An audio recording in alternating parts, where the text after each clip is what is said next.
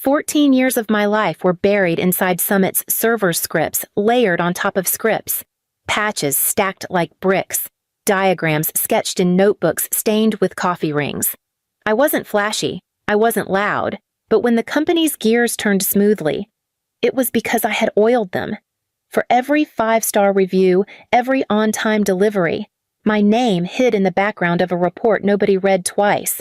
That Friday evening, as the office thinned and the hum of keyboards gave way to the low buzz of the janitor's vacuum, my inbox pinged. A Fortune 100 client had written in, praising the stability of our fulfillment dashboard. They called it seamless, a standard for the industry. My chest tightened, not with pride but with relief. 14 years of vigilance and still no collapse.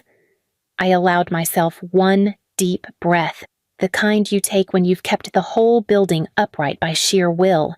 By the time the memo circulated across the company, my name was gone. In its place, Gareth Lowell. He'd been COO for less than 3 weeks, but already his signature cologne drifted through the open-plan floor like he owned the air. He walked with a salesman's grin and polished loafers that squeaked on tile, tossing words like scalability and efficiencies as if they were herbs sprinkled over a salad. People laughed too loudly at his jokes. I watched from my cubicle, hand curled around a mug of tea that had gone cold hours earlier. No one said my name. No one corrected him. The credit slid neatly into his pocket while I sat invisible in mine. I forced a smile, the kind that keeps the peace. But inside, I felt the first crack of something I couldn't tape back together. I closed my laptop slowly, wiped the surface with a napkin as if the ritual could steady me. The office lights dimmed to weekend mode, and Gareth's voice carried one last time down the hallway, promising radical change. I tucked my notebooks into my bag, the diagrams of dependencies and fail-safes that only I could read, and walked toward the elevator knowing this was only the beginning of what he planned. Monday morning. Gareth summoned the entire staff to the atrium. Rows of folding chairs faced a makeshift stage where he stood, sleeves rolled to his elbows like he had just built something with his bare hands. I took my usual seat in the back, a cup of black tea balanced between my palms. The scent of burnt coffee floated through the air, but the tension was sharper. He started with buzzwords: streamlining, efficiency, future-proofing. Every syllable was followed by an exaggerated pause, as if he expected applause. The slides behind him showed charts no one recognized, but his voice filled the gaps. He announced the outsourcing of IT triage to a contractor in another state, the installation of a chatbot to handle support, and the immediate dismissal of 2 senior analysts who had trained half the room. Their names disappeared in seconds, their faces already forgotten in the silence that followed. I looked around, shoulders stiffened, eyes darted downward. People avoided looking at me, as though I carried the same infection that had claimed the analysts. Next to me, Brandon Keyes shifted in his seat. He was young, barely 3 years out of school, still too eager to hide his nerves. He leaned closer, whispering through clenched teeth, "He's clearing house." I didn't respond. My pen moved steadily across the notebook in my lap, recording every announcement, cuts, mergers, replacements each line, another red flag in a growing parade. Gareth's smirk told us everything. He wasn't here to strengthen what worked. He was here to dismantle, to leave his mark like graffiti sprayed across a building he didn't own. The meeting ended with forced claps that echoed awkwardly. Gareth left the stage confident, convinced his words had inspired. I closed my notebook, slid the pen into the spiral, and sipped the last of my tea. Silence was the only armor I had left, and if I had learned anything in 14 years, it was that silence could be sharper than steel when wielded at the right moment.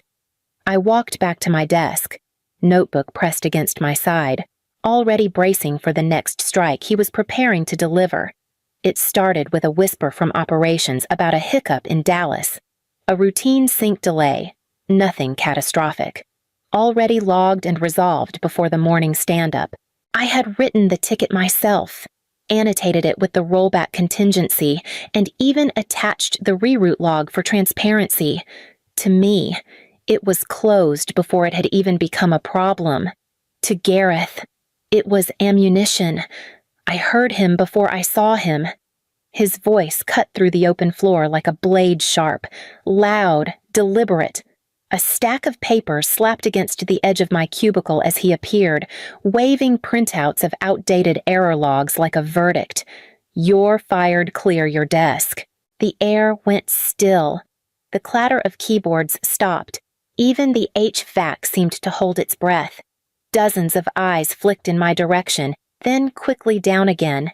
Nobody wanted to be caught watching an execution. I stayed seated, my hand still resting on the keyboard. Calmly, I gave the ticket number, issue 76435, logged, annotated, and closed. The sync was resolved at 9 to 12 yesterday. My voice was steady, but my chest throbbed like a drum. "Excuses don't move freight," he snapped, cutting me off before I could continue. His words cracked across the room like a whip. I saw Brandon 2 rows over, his knuckles white around a pen, lips pressed into a hard line. He looked ready to stand, but stayed rooted, powerless. The sting wasn't just the firing, it was the silence of everyone else. 14 years of stability, 14 years of invisible labor, and not one voice rose to defend me. My hands moved automatically, sliding my 2 worn notebooks filled with diagrams, dependencies, handwritten keys into my bag. I left the company-issued thumb drive in the drawer. It was useless without me anyway. I rose slowly, every movement deliberate, the weight of 14 years settling across my shoulders. Gareth stood tall, pleased with his spectacle, the conqueror of a system he didn't even understand. I looked at him once. Not long enough to challenge, only long enough to recognize the hollow victory in his smirk. Then I turned, my bag against my side, and walked toward the terminal I knew would be my final stop. I paused at my terminal, the glow of the screen reflecting off the silver edge of my mug. My hands moved without hesitation, years of repetition guiding each click. Hidden in the corner of my desktop sat a small teal square labeled Failsafe Protocol. To anyone else, it looked like a maintenance script, just another utility buried under layers of directories. To me, it was the culmination of long nights and quiet foresight. I double-clicked. A black window flickered open, cursor blinking like a held breath. The prompt appeared, Run Final Protocol. My finger hovered only a moment before pressing enter. No alarms, no dramatic countdown, no cinematic collapse. Just silence. On the surface, the system continued to hum, but every command function was now sealed behind a gate only I could open. Without the handshake key, they could shout at the machine all they wanted. It would nod politely and refuse to move. Behind me, Gareth strutted away, triumphant in his performance. He didn't notice the change, didn't notice me closing my SQL shell, or the faint line of code that had already rewritten the rules. To him, I was finished. To the system, I was the only one left. A junior HR rep appeared with a clipboard, her voice trembling with rehearsed authority. "We'll need your signature and badge." I signed quickly, slid the plastic rectangle across her palm, and watched her disappear as if I were already erased. I slipped my notebook's faded covers stuffed with hand-drawn maps and dependency chains into my tote. 14 years of living memory now reduced to scribbles only I could interpret. The rest, the true backbone of Summit's empire, was buried under encryption deep inside the system, waiting. Outside, the Seattle sky had broken into rain, thin drops streaking the glass doors as I stepped out. The cold hit my face, sharp and clean. Washing away the staleness of recycled office air, I pulled up my hood, tightened my grip on the tote, and walked toward the parking garage. By the time I started my car and pointed it south toward my cabin on an Oregon lake, my heart was pounding, but steady enough to know I had done exactly what I needed. Saturday morning unfolded in layers of gray. Mist drifted low across the surface of the lake, curling like breath against the glass of my cabin window. For the first time in years, I didn't open my laptop at dawn.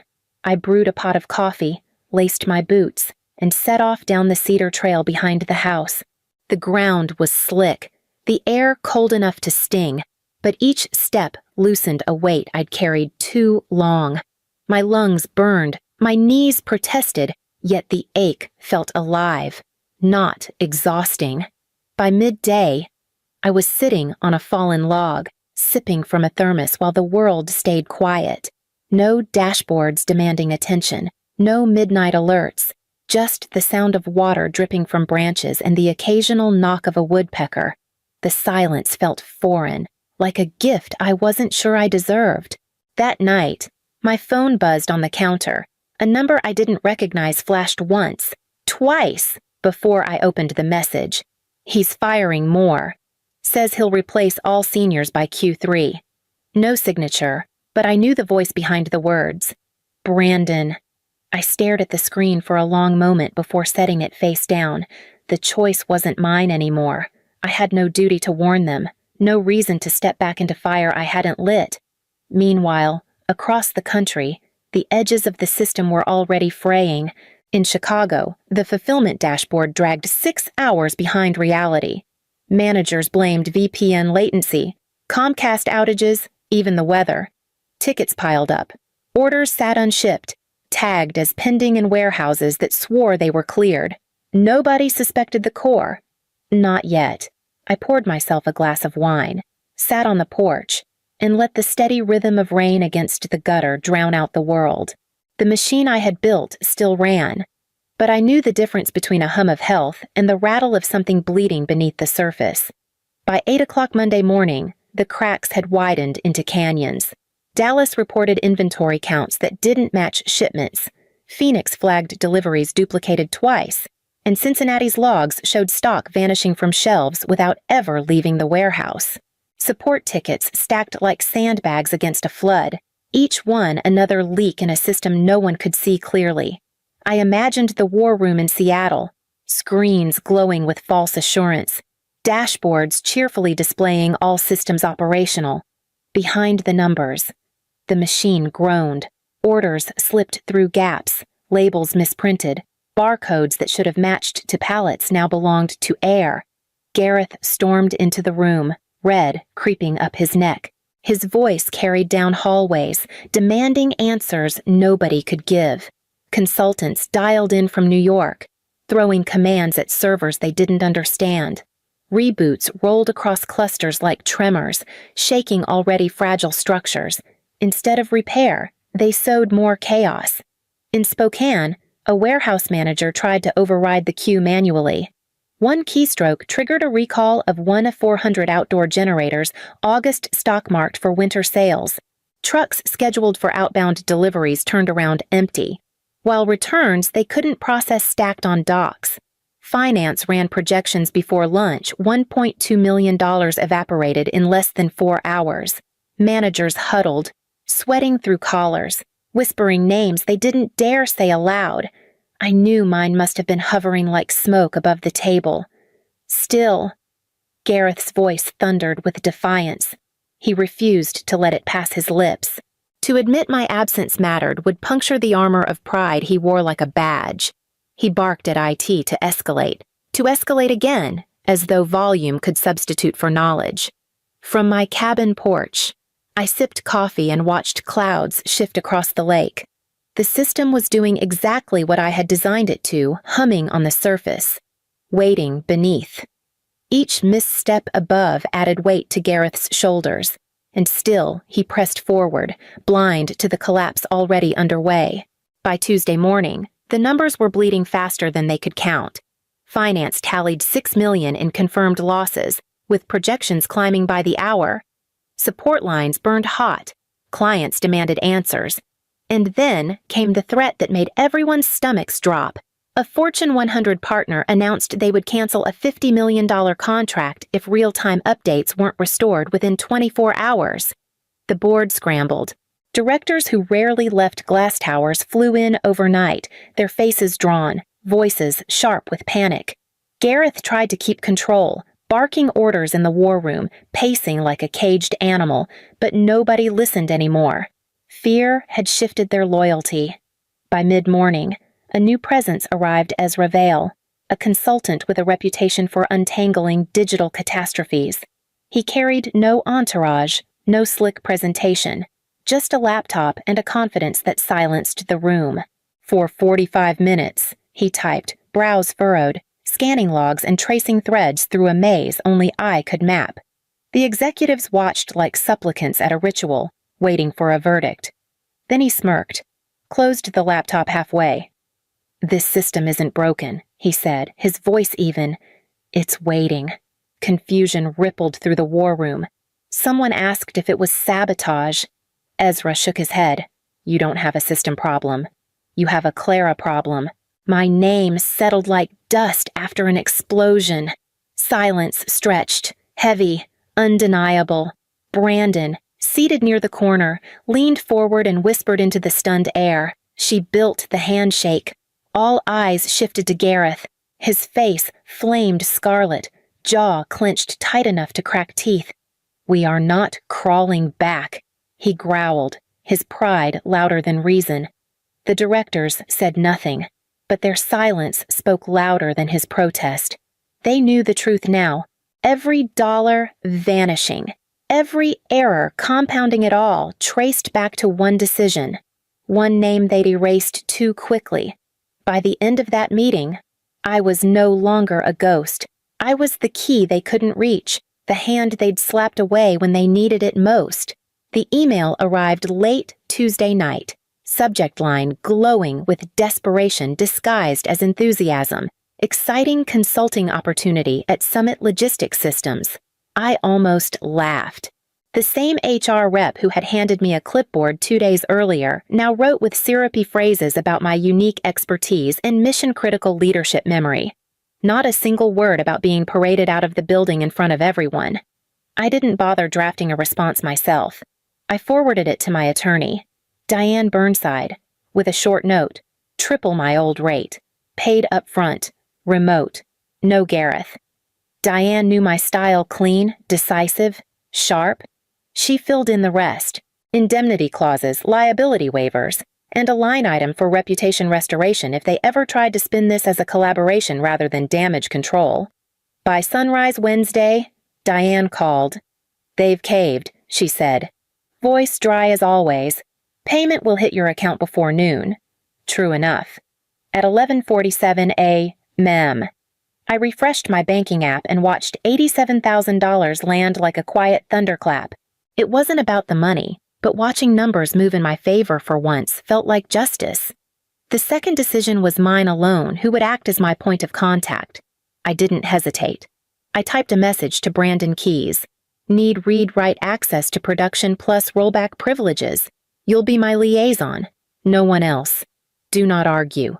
His reply came in 4 minutes flat. "Understood. Access restored. I'll stay out of your way. Thank you.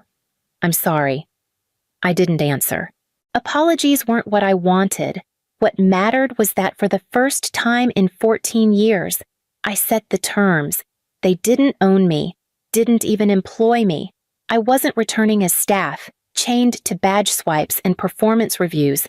I was coming back as the architect, the ghost they'd dismissed, now dictating every rule of engagement. The system was waiting, and I was the only one who knew how to wake it. I waited until the sun dipped low behind the pines, the lake outside my cabin turning the color of tarnished silver. My laptop glowed against the wooden table, the cursor blinking as if it had been holding its breath for me. I tunneled into Summit's network through my private VPN, bypassing layers they had long forgotten existed. Directories unfolded like secret hallways only I knew how to walk. At the prompt, I typed in the 4-line script I had written years earlier. Each keystroke felt like pulling a hidden lever. The system hesitated for a heartbeat, then responded with the quiet obedience of an old friend. Logs scrolled, caches purged, queues realigned. 48 seconds later, the entire machine exhaled. Backlogs flushed. Orders moved. Dashboards flicked from red to yellow to a steady green glow. Across the country, in the Seattle war room, I could almost hear the gasp ripple through the executives. Their screens lit up as though Christmas had arrived uninvited. Ezra Vale, arms folded, leaned against the wall and muttered under his breath. Elegant, obscure, brilliant. Brandon messaged me in Slack the moment it happened. A single screenshot of the war room's live dashboard now stable. Below it, he typed nothing. I sent back just 3 words I do now. He showed Gareth. Witnesses would later describe Gareth's face as drained, lips moving without sound, like a man trying to summon excuses in a language he never learned. The board members around him didn't need explanations anymore. They weren't staring at the system. They were staring at the truth of who controlled it. I leaned back in my chair, coffee cooling beside me, watching numbers scroll steady and true. They thought firing me erased my worth. Instead, it had carved it into stone. I wasn't replaceable. I wasn't expendable. I was the system they had built their empire on, and now they all knew it. I closed the terminal softly, leaving the connection alive, and prepared myself for the fallout I knew would come next. By Friday, the numbers finally leveled. Dashboards held steady, shipments flowed without interruption, and the panic softened into exhausted relief. Finance delivered their verdict in black and white, 17.8 million gone in less than a week. The losses were undeniable, and so was the blame. The board moved swiftly. Gareth Lowell was reassigned to strategic partnerships, a title polished enough to mask what it really was: corporate exile. His office emptied overnight, his name scrubbed from the leadership roster as though he had never existed. No speeches, no farewell gathering, just a closed door and a cardboard box. HR followed with a memo blasted to every inbox value internal expertise. Protect core knowledge. Invest in people who keep the foundation strong. 2 short paragraphs, stripped of sincerity, but I knew whose shadow sat beneath each word. I read it from my porch in Oregon, a glass of red wine balanced on the arm of my chair, the breeze off the lake carrying the scent of pine. I didn't gloat. I didn't need to. The justice wasn't in their punishment, but in the quiet I had carved for myself. Offers began to arrive that week, each one heavier than the last 6-figure bases. Equity shares, titles with words like principal and chief. Companies that had once overlooked me now scrambled to attach their name to mine. I skimmed them without urgency, closing my laptop as the sun dipped low, the ripples on the lake catching fire in the fading light. For once, the decision belonged only to me. No executive barking orders, no consultant deciding worth, no performance review weighing invisible labor. Just my choice, on my terms. Summit might continue running, but everyone there knew the truth now. They hadn't just fired an employee, they had fired their systems architect, and they had learned the price. I finished the last sip of wine, set the glass down, and leaned back into the evening air, content in the knowledge that survival now carried my signature, not theirs.